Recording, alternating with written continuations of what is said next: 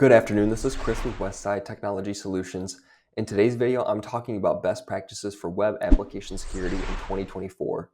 Security isn't something I normally cover on this channel too much. Normally I stick to development, but because I talk about digital solutions, I wanted to talk about how important it actually is.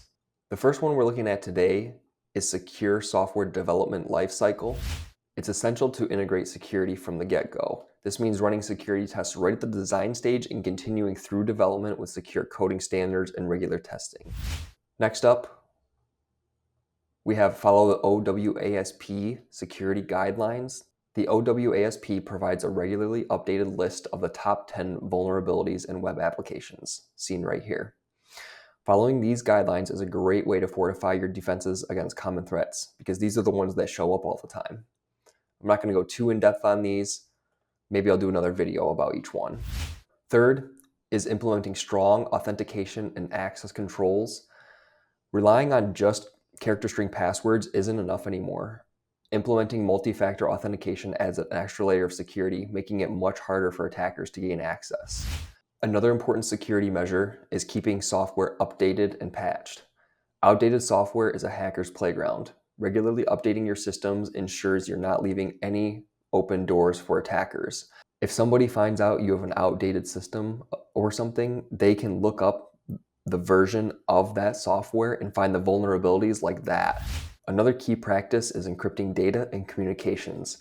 Using HTTPS and encrypting data at rest helps protect sensitive information from being intercepted or accessed unlawfully. If your data is encrypted during requests, that means when the data is going back and forth from the browser and the server, the data is encrypted, and that means it's unreadable. So if anyone's monitoring that traffic, they can't see what data is being sent.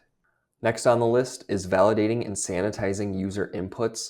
This is a very simple but powerful way to prevent attacks like SQL injection and cross-site scripting. It's all about ensuring that only the correct data goes through.